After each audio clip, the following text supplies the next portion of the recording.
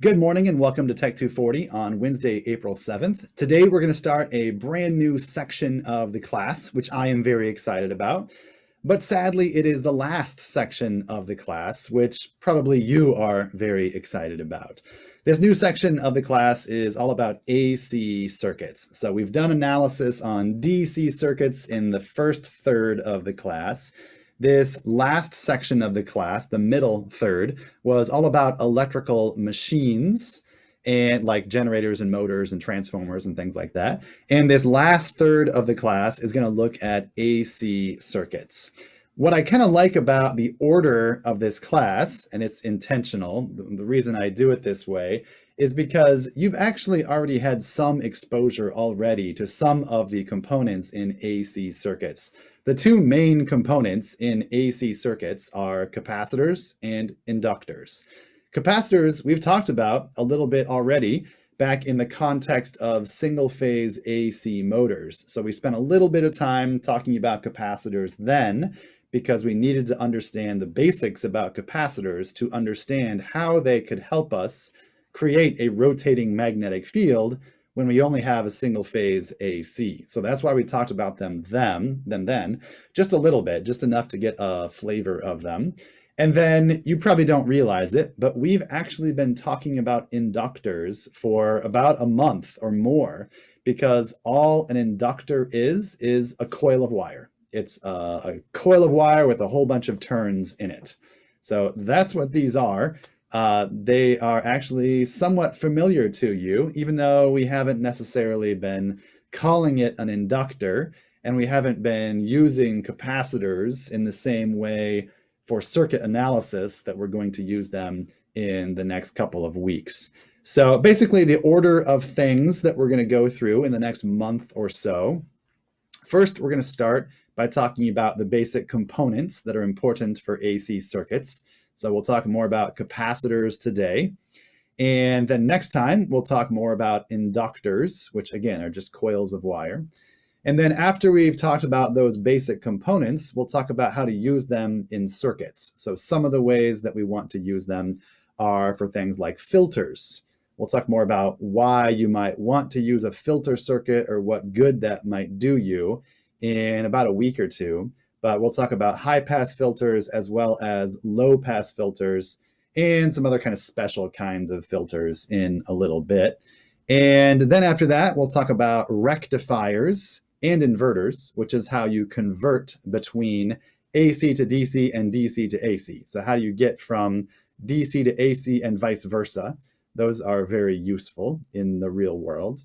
And then the very last thing we'll do in this section of the class, actually the very last thing in the entire class, is we'll kind of zoom out a little bit and look more at the big picture of the electric grid as a whole, because there are certain things that are relevant to the electric grid as a whole, the big picture, that aren't really relevant at the really small scale for your tabletop or small electrical circuits. So that's actually going to be the last topic in the entire class, is kind of about the electric grid as a whole and how we operate the electric grid.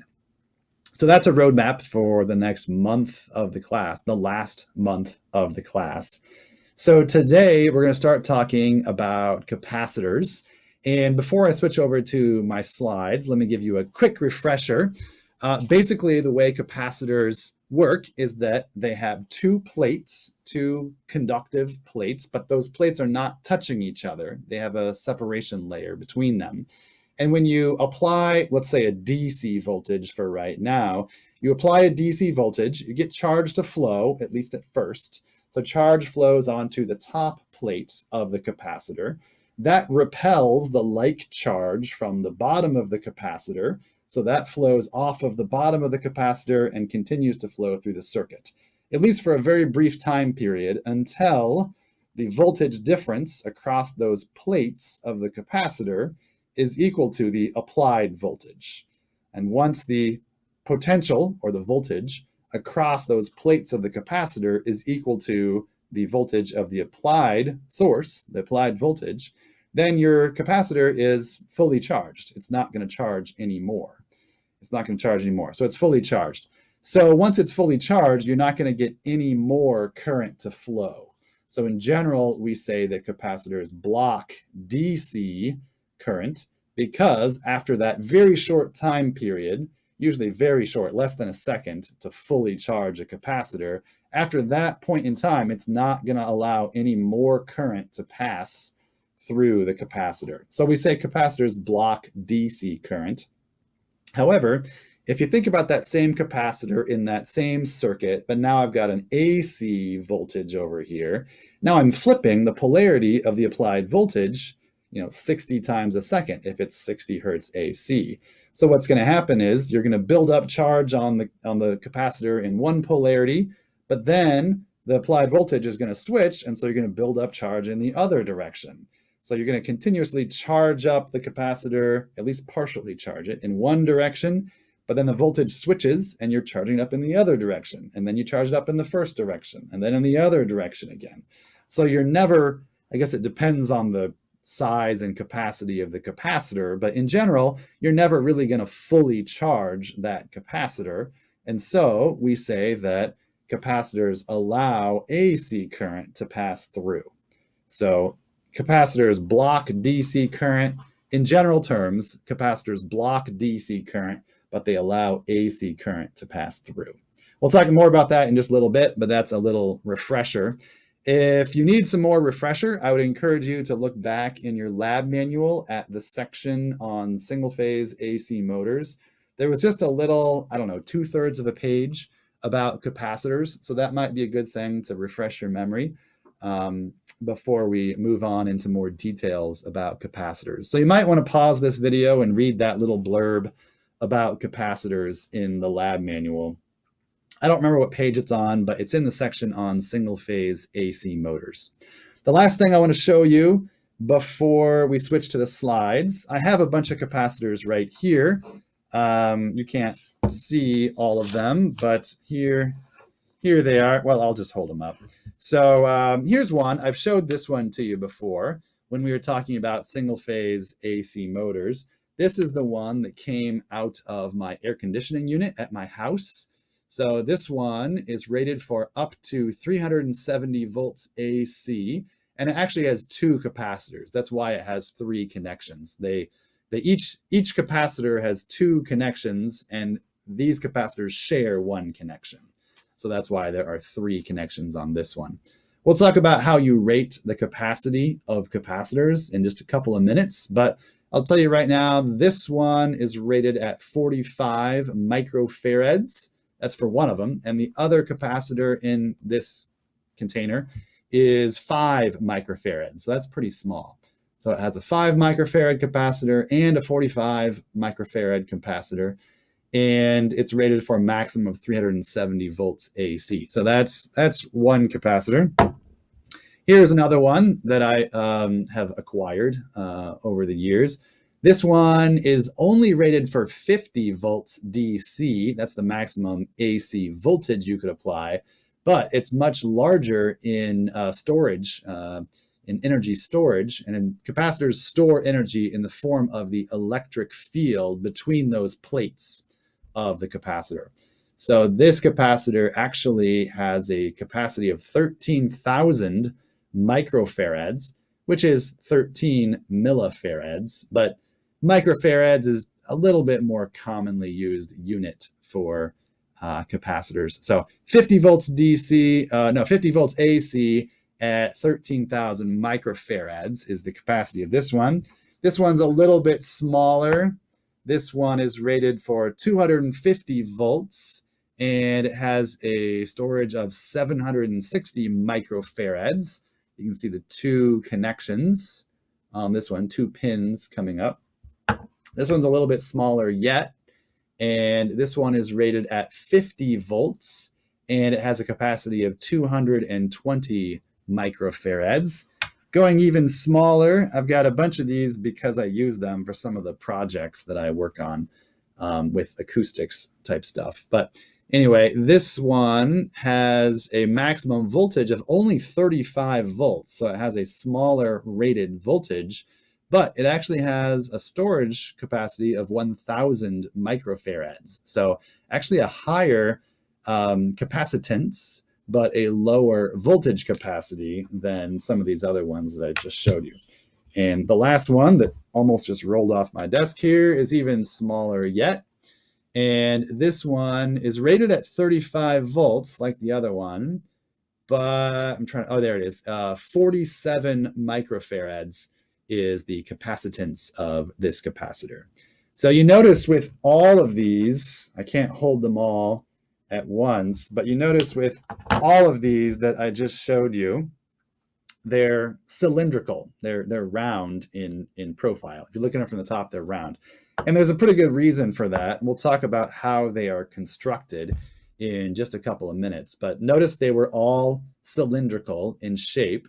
And notice they all have two connections, two wires that you can use to connect them, with the exception, like I mentioned before, of this one. But that's only because this one actually has two capacitors in it, with one shared connection between the two capacitors. So now that you've seen the capacitors, I wish I could pass these around the classroom if we were in person, but now that you've at least seen the capacitors and your memory has been refreshed a little bit on the operation of capacitors, now let's go into a little bit more detail about capacitors and how to use them in AC electrical circuits. So to do that, I'm going to share my slides. All right, and now that we know what they look like and a little bit about how they operate, let's go ahead and start talking about them in a little bit more detail. This is the basic schematic symbol for a capacitor. Sometimes you'll also see a symbol where this line is parallel to a straight line right here. But the problem with that is it's easy to confuse that with a normally open relay contact.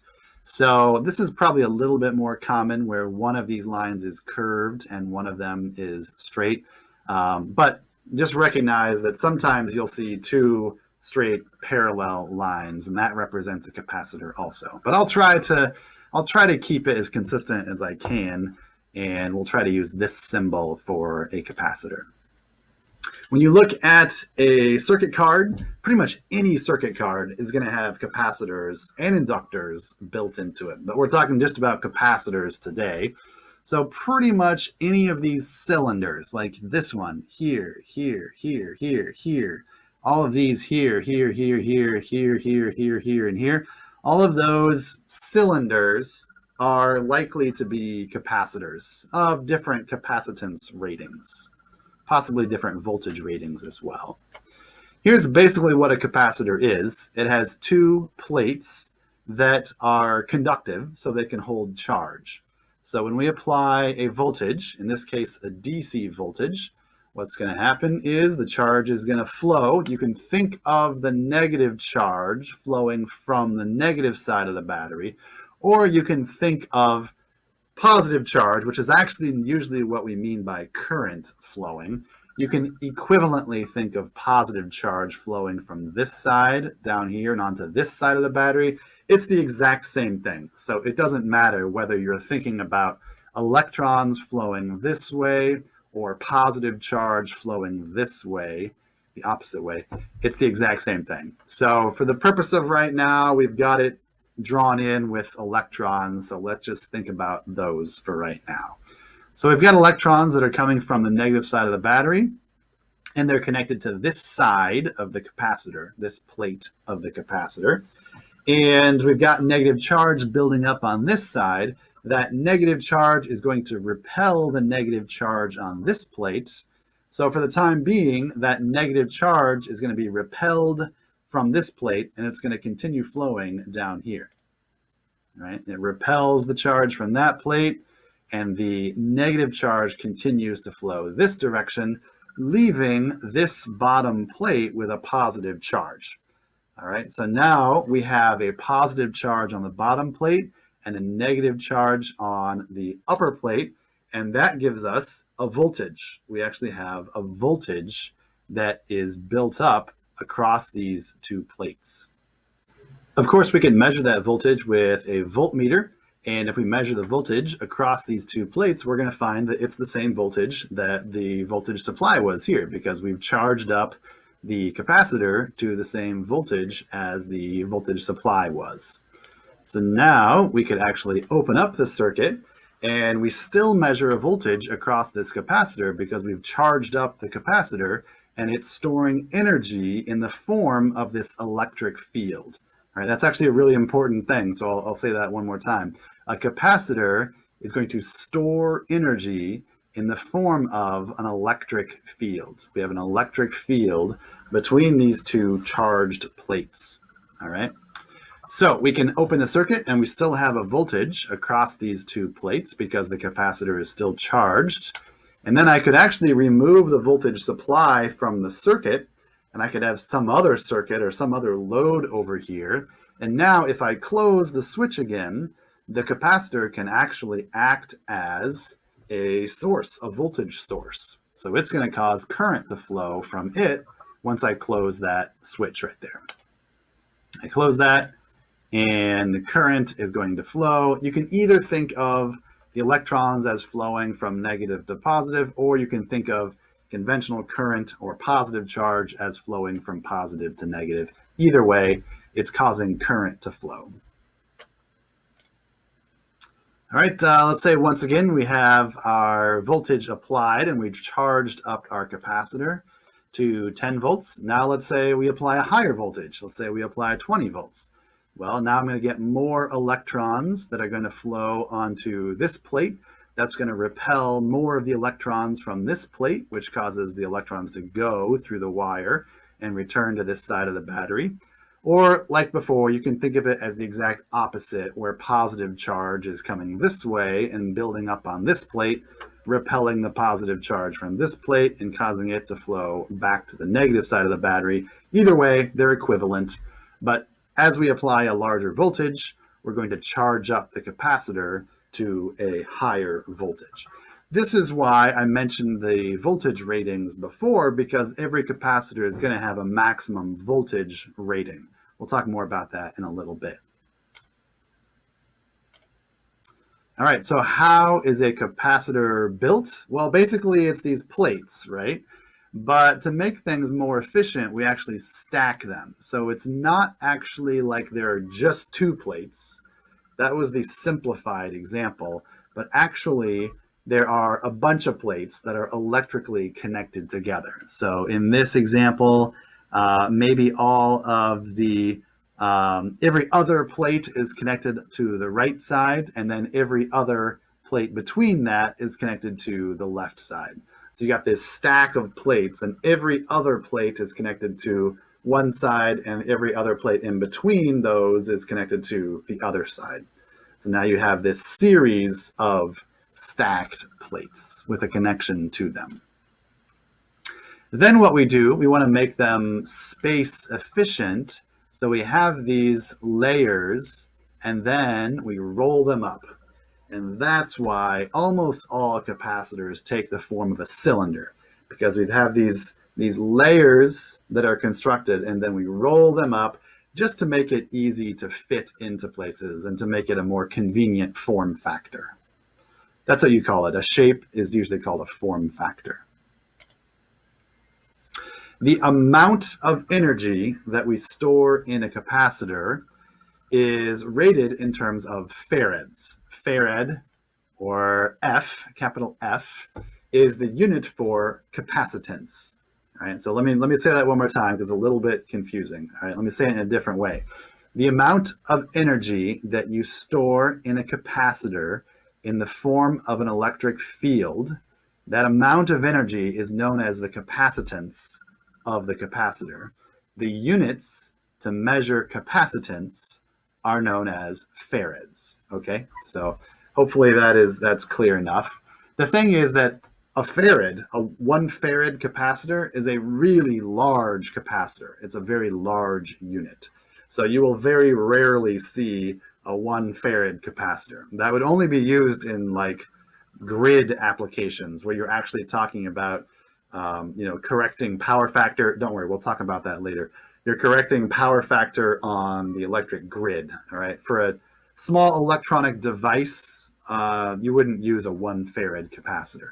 Far more common is to use something on the order of microfarads or nanofarads or picofarads. All right, so you should be familiar with these prefixes. Micro prefix is actually the lowercase Greek letter mu. That's what it looks like. So this is a microfarad. This is 1/1,000,000th of a farad, or 10 to the minus 6, or 1 times 10 to the minus 6 farads. All right. This is a pretty common unit. Microfarads is a pretty common unit, as you can see, because all of the capacitors that I showed you as examples were all on the range of microfarads to a couple hundred microfarads. Right? But you can get even smaller than that. You can have nanofarads, which is NF. That is 1/100000th of a farad, or 10 to the minus 9th farads. Or you can even have picofarads. These are really small, so these are less common. But what a picofarad is 1/10000000th of a farad, or 10 to the minus 12th farads. Variables are parameters that affect the capacitance, which is the amount of energy that can be stored in the electric field in the capacitor. First of all is the plate size. What is the surface area of the plate? So if you think about it, here are our plates for a 1 microfarad capacitor. Let's say I doubled the area. So these plates have twice the surface area of these plates. Now, how much electrical energy do you think this can store in the form of an electric field in comparison to this one? All right, so what's the capacitance going to be of this one? Well, if it has twice the surface area, it can store twice the electric field. It's actually pretty intuitive. All right, so twice the electric field, twice the amount of electrical energy, so it's 2 microfarads. This next parameter is not quite so intuitive, and it has to do with the separation distance between these plates. All right, so let's say initially I have this same capacitor right here. It has a capacitance of 1 microfarad, and what we're going to do is take that and reduce the separation distance between these two plates. So say that this is a distance d, and this is a distance 1/2 d, and this one had a 1 microfarad capacitor before I reduced the separation distance. So what's going to be the capacitance after I reduce the separation distance? It turns out is that it actually gives us double the capacitance. So if I take the separation distance and cut it in half, I actually get twice the energy storage capacity and thus twice the capacitance. All right, there's another thing that doesn't really affect the energy storage capacity, so it doesn't necessarily affect the capacitance, but it affects the rated voltage. Remember, for most of those examples I showed you, I told you the rated voltage and the capacitance. So capacitance has to do with how much energy is stored in the electric field, but the voltage rating has to do with how much voltage you can safely apply across this capacitor before it destroys it. Because if you apply a large enough voltage, then you're going to get arcing or static electricity, or aka lightning. You're going to get lightning to arc across these plates, across the contacts. So what you do to try to minimize that is you put what's called a dielectric. It's just an insulator. You put a dielectric insulating material between these plates to keep them separated and to insulate them from each other so that you minimize the chance of getting an arc, a little mini lightning bolt across these two plates. Now, every insulator is only good up to a maximum voltage. Even air is a great insulator, but if you have a high enough voltage, like hundreds of thousands of volts, like lightning is, even more than that sometimes, you will get arcing through air, just like lightning does, right?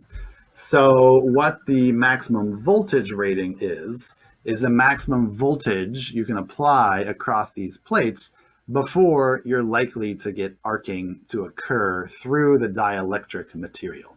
And once that happens, you've pretty much destroyed the dielectric material, so you've destroyed the capacitor. So that's why there is a voltage rating on capacitors. The ones that I showed you before, remember, they were, some of them were 35 volts, which is about as low as you can get. You won't see many lower than that. But a lot of the projects I work with are low voltages. So that's why I have those 35 volt capacitors. But this one came from my air conditioning system, and it was rated at 370 volts. So this one has a much higher voltage rating. So usually your capacitors that you'll see are at least a couple dozen volts, up to could be thousands of volts. Here's one with a more insulative dielectric material, and it's good up to 20,000 volts. So that's not uncommon either. Now we're going to talk about how capacitors add in series and parallel. All right, so remember with resistors, you actually did this in TEC 111 or an equivalent source class, but we reviewed this in the very first day, I think, of this class. We said that resistors add in series and they add inversely in parallel, right? All right, so that's how resistors add. Now let's think about how capacitors add, because they don't necessarily add the same way as resistance does. So let's say that we have these two capacitors, they're in parallel, and they're each 2 microfarads. What do you think the total capacitance of this circuit is going to be when you add these together? When you think about this, remember just a few slides ago we said that when you double the surface area, you double the capacitance, or it's a linear relationship. So if I triple the surface area of the capacitor, then I would triple the capacitance. Basically what we're doing here, when we have 2 capacitors in parallel, we're basically just adding the surface area of the 2 capacitors.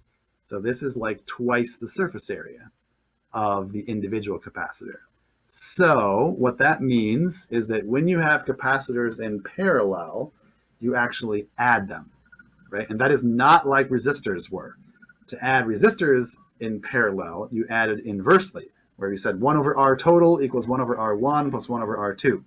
That is not how capacitors work. Capacitors, for a parallel circuit where you have capacitors and parallel branches, C total equals C1 plus C2. All right, so you don't add inverses. All right, so capacitors in parallel add. Just straight up, just add them. All right. The opposite then is if they're in series, and it turns out this is not quite as obvious or intuitive, but it turns out that if they're in series, they add the opposite way, which is inversely. So if you have capacitors in series, they add inversely. So we have 1 over 2 microfarads plus 1 over 2 microfarads equals 1 over C total. And this math is pretty easy. I can even do this in my head. 1/2 microfarad plus 1/2 microfarad is 1 microfarad. That equals 1 over C total. So I take the inverse of both sides, and it's convenient that the inverse of 1 microfarad is still just 1 microfarad. So remember that you have the inverse over here. So just like when you solved for total resistance in parallel, that was the analogous equation, right? 1 over R total equals 1 over R1 plus 1 over R2, et cetera, et cetera. Don't forget to take the inverse of both sides to get, in this case, C total. Because you don't want, when you're solving this, you don't want 1 over C total, you want C total. All right, so this is very much like solving for total resistance when the resistors are in parallel. All right, but capacitors in series add the same way that resistors in parallel add. All right, I'm sorry about that. That's just the laws of physics. That's the way it works. So you need to remember that. You need to remember that capacitors in series add inversely, and capacitors in parallel add. All right, let's talk about what happens when you put a capacitor in a circuit. The first part of this we've talked about before, but there are going to be some terms and some equations in a little bit that you haven't seen before that are really important for analyzing circuits with capacitors in them. So first of all, We've talked about this. What happens when you put a capacitor in a circuit that has a DC voltage? Well, you're going to charge up the capacitor. Oh, let me go back. You're going to charge up the capacitor with that voltage, but then once your capacitor is charged and the voltage across the capacitor equals the voltage of the applied voltage, no more current is going to pass.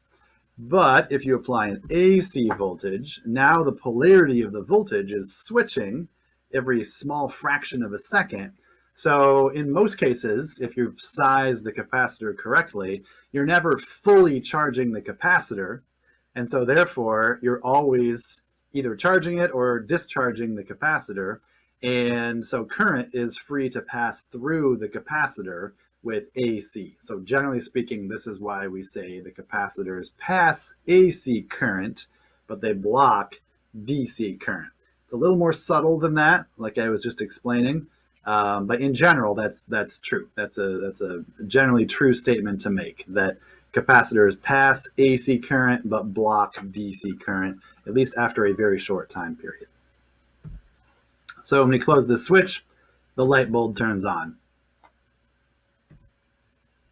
All right, so we've talked about this before. This is a review also. Remember the mnemonic device ICE? We wrote that down before, where the C in the middle stands for capacitor, and you have I, C, E. The I comes before the E. I stands for current, E stands for voltage. The I comes before the E, so you know current leads voltage. Current comes before voltage, or current leads voltage. And it leads it by 90 degrees in a purely capacitive circuit. So what I mean by that is if there's no resistors in this circuit, and if I make the assumption that this wire has no resistance, then this is a purely capacitive circuit. It's purely capacitive because all it has is a capacitor in there. So if you have a purely capacitive circuit, which don't exist in real life, but it's an ideal that we can talk about for the sake of clarity for right now. If you have a purely capacitive circuit, then current leads voltage by a full 90 degrees of a waveform. So what that means is that whenever voltage is crossing zero, current is at a peak, either a positive or a negative peak. When voltage is at a positive peak, actually any peak, current is crossing the zero axis. And then here, once again, voltage is zero, so current is at a peak, in this case, a negative peak. Here, voltage is at a negative maximum, and so current is crossing the zero axis. So that's actually the easiest way to draw this, is by go from the voltage waveform, and whenever the voltage waveform crosses zero, you know current's going to be at a peak, either positive or negative. And then whenever voltage is at a peak, draw a dotted line down to the zero axis, because you know current is going to cross right there on the zero axis. Next, let's consider power, the power applied to a capacitor. All right, so this is going to be a plot. The red dashed line is current and the blue line is voltage. Now remember that the power in the electrical domain is current times voltage. So what we're going to do is multiply the current, which is in red, times the blue, which is in blue. And the scales are arbitrary here. Don't worry about the scales. But whenever both current in red and voltage in blue are positive, the power is going to be positive. So that's kind of like we're charging the capacitor. All right, so we're charging the capacitor. But then what happens is the current goes negative. The current goes negative while the voltage is still positive. And you take a negative times the positive, you get a negative value. So in this region right here, our power is actually negative. So that's like we're discharging the capacitor. All right, so then we go into this region right here because the voltage now goes negative, and now both my current and my voltage are negative, which means my power is positive, which once again means I'm charging the capacitor, this time with the opposite polarity as before. Because before I had a voltage applied, and a positive voltage and a positive current, which meant that I charged the capacitor in one polarity. Now I've got the opposite voltage and the opposite current flowing, which means I'm going to charge up the capacitor from the opposite direction. So now I'm charging the capacitor with the opposite polarity. So now the positive side is on the reverse that it was before, and same with the negative side. The negative's on the reverse side that it was before. All right, and then the next thing that happens is current leads voltage. So current's going to change first. So current's going to go positive. So now once again, positive current times negative voltage. Negative times the positive gives me negative. So now my capacitor is discharging once again. And this cycle is going to repeat over and over and over again.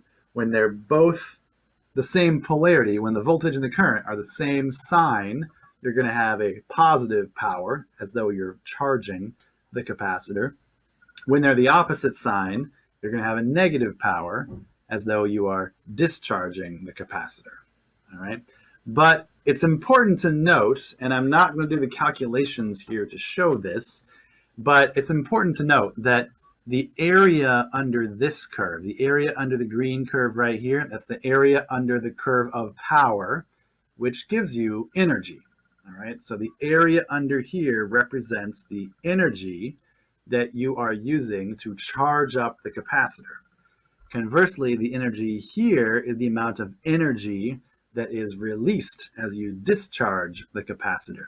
Same thing here. This is the area under the curve as it's charging again, and this is the area under the curve as it is discharging. And what I could show you with some integral calculus, but I'm not going to do the calculations. I think you can believe me when I say that the area under the curve here is the same as the area under the curve here. That's important because what that means is that in an ideal capacitor, so in a perfectly ideal capacitor, which of course don't exist in real life, but they're pretty close. In an ideal capacitor, the amount of energy that you get when you discharge the capacitor is equal to the amount of energy that it took to charge the capacitor. All right, so you charge the capacitor using a certain amount of energy, and then you discharge the capacitor, and you get that same amount of energy back out of the capacitor. All right, that's true for an ideal capacitor, like I said, which don't exist in real life, but most of the time they're pretty close. There aren't that many losses inside of a capacitor. Okay, so what we can say is that ideal capacitors do not dissipate any net energy. They're absorbing it by charging it and then discharging, and then charging and then discharging. But you don't, on the net, on the whole, you don't dissipate any energy. That's different from resistors.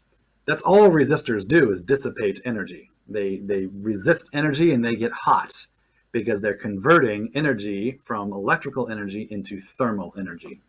All right, so it's important to recognize that ideal capacitors don't dissipate. They don't transform any energy into thermal energy. You just charge it and you discharge it. And when you discharge it, you get the same amount of energy back out of it that you put into it.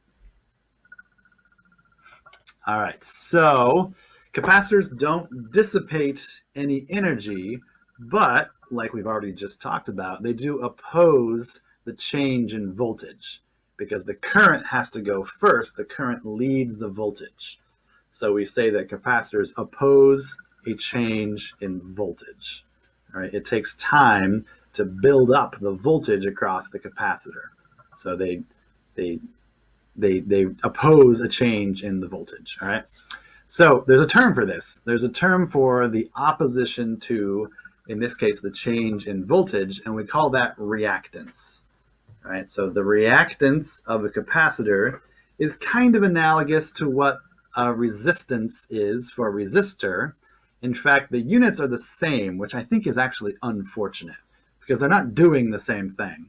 An ohm of reactance in a capacitor does not behave the same way as an ohm of resistance in a resistor, because like we said, a resistor is dissipative. It dissipates energy and turns it into heat, whereas a capacitor is not dissipative. It just charges and discharges and charges and discharges. All right, but we do call it reactance, and its units are ohms. So you can think about the reactance of a capacitor as being its opposition to a change in the applied voltage. All right, because the voltage comes after the current. All right, current leads voltage.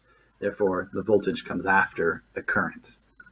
All right, the equation to calculate the reactance of a capacitor, that's why it's X sub C. The C is for the capacitor. All right, so we are going to have reactance for an inductor that we'll talk about next time, okay? But right now we're just focusing on the reactance, which is X, of a capacitor. So X sub C equals 1 over 2 pi FC. 2 and pi are constants. F is the frequency of the applied voltage, which is pretty interesting, actually, that the reactance of a capacitor depends on the applied frequency. So your capacitor is going to act differently in a circuit where you have, say, 400 hertz AC compared to 60 hertz AC. And even between North America and the rest of the world, you got 60 hertz versus 50 hertz. So the capacitors are going to act a little bit differently in a circuit with 50 hertz than they do in a circuit with 60 hertz. All right. What's pretty cool is that if you have a purely capacitive circuit, no resistance, all right, only capacitance in a circuit, you can actually use Ohm's law to find the current, let's say, the current through that circuit. All you have to do is replace the R in Ohm's law with the X from reactance. So if I know the capacitive reactance of a circuit, and I know the voltage that I apply, let's say 120 volts, 60 hertz, then I can find the current going through that circuit. So this is very much like Ohm's law. All you have to do is replace the R in Ohm's law with the X for reactance. All right, so this applies, let me reiterate, this applies only for a purely capacitive circuit. In other words, no resistance. Even the wires have no resistance in this circuit. So that's not real.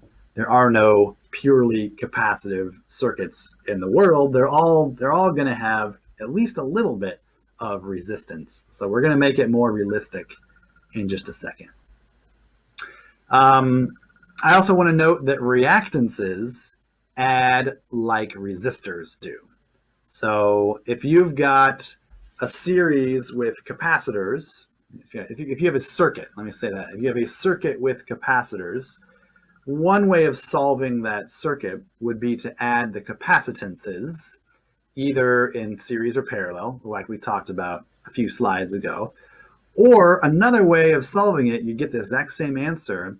You could calculate the reactance of each of those capacitors individually, and then you could add the reactances like resistors do, because reactances add in series and they add inversely when they're in parallel. All right, I hope that's clear. I know it's a little bit weird. You probably haven't seen anything like this before, unless you've taken a different AC circuits course. You probably haven't seen this before. All right, so remember that capacitors add in parallel, capacitors add inversely in series, okay? Then we can take and we can calculate the reactance of the capacitive nature of the circuit, all right? We can calculate the reactance of the capacitor or capacitors in the circuit using this formula right here. And then if we have multiple reactances in the circuit, then you can add the reactances together like resistors, because reactances add in series or they add inversely in parallel. So what I'm trying to say is that, let's say you had a circuit that had, you know what, I think this will be easier if I switch over to the document cam. All right, what I want to show is there's more than one way to do a problem like this. Let's say we have a circuit like this, 2 capacitors, and we have an applied voltage at a known voltage and frequency, and we want to find the total reactance. All right, it's going to be the total capacitive reactance because we only have capacitors here. All right, so there's 2 ways of doing this. First of all, you could solve for the total capacitance. We know that capacitors add when they're in parallel. So C total is just C1 plus C2, and then I could find the total reactance, total capacitive reactance, by taking 1 divided by 2 pi times F times the total capacitance, all right? That's going to get me X total. total reactance. But there's another way to do it too. I could find the reactance of capacitor 1 by using this equation, 1 over 2 pi f C1, and I could find the capacitive reactance of capacitor 2 by taking 1 over 2 pi f C2. Now I have the reactance for capacitor 1 and the reactance for capacitor 2, so I could find the total reactance, just like I would find the total resistance if this was resistors in parallel, because reactance adds like resistors do, which is to say inversely when they're in parallel. So 1 over x total equals 1 over x1 plus 1 over x2. All right, so either way, you can use either of these methods to find x total. All right, and then to take it one step further, if we wanted to, if this is a purely capacitive circuit, and it kind of looks like it because I don't have any resistors or anything else in here, then if it's, so let me make that caveat, if purely capacitive, then I can apply Ohm's law, substituting the reactance for resistance. All right, so now let's say I want to find how much current is going through here. Well, I can rearrange that, and I can say the current is equal to V divided by X, or in this case, let's plug in total. So X total. All right, and that's going to be I total. Not going to write that out, but I total would equal V total divided by X total. So that's how you could solve for the total current coming through this circuit right here. I'll do an example on the screen as well. Let's say we have this circuit, and our applied voltage is an AC voltage, and it's at 10 volts and 60 hertz. And here's our capacitor. Notice this is in that alternate schematic form that I mentioned earlier. So it's just two parallel lines, but that is another schematic symbol for a capacitor. And it has a capacitance of 100 microfarads, and we want to know the current flowing in this circuit.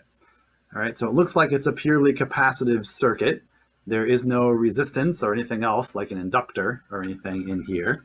So we can eventually use our modified form of Ohm's law and plug in for reactance. But first, we got to find the reactance. So the capacitive reactance is 1 over 2 pi FC. There's only one capacitor in here, so it's not ambiguous what C is. So plug in 1 over 2 pi. F is 60 hertz. This actually brings me to a good point right here.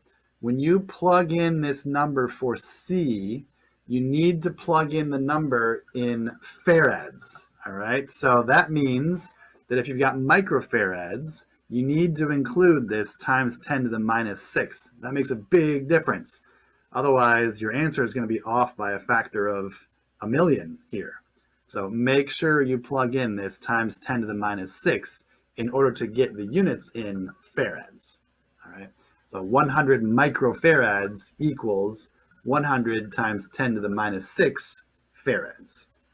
Okay, if you plug that in, and I would recommend doing that right now with your calculator, make sure that you can plug this in correctly in your calculator.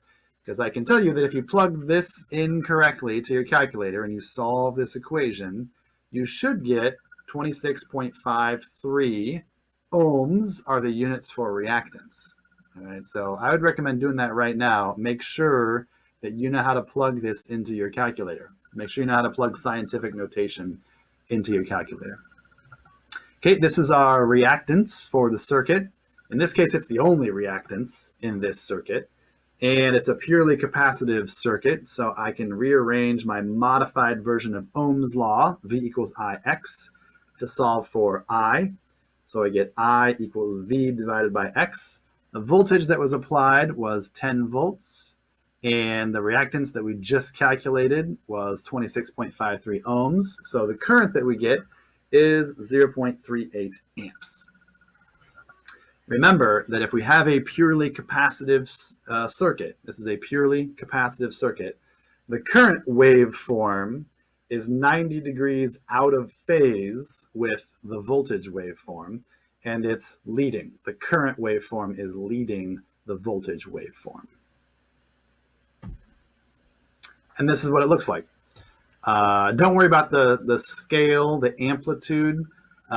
Just worry about the fact that it's leading by 90 degrees. So anytime one of them has a peak, the other one crosses the 0 axis. I think I'm going to end this video right here. I want to keep it in manageable chunks. So remember, in this video, what have we talked about? We've talked about capacitors and how they are constructed, how capacitance adds when it's in series or in parallel.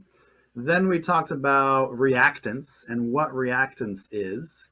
And we talked about how reactance adds when it's in series or parallel.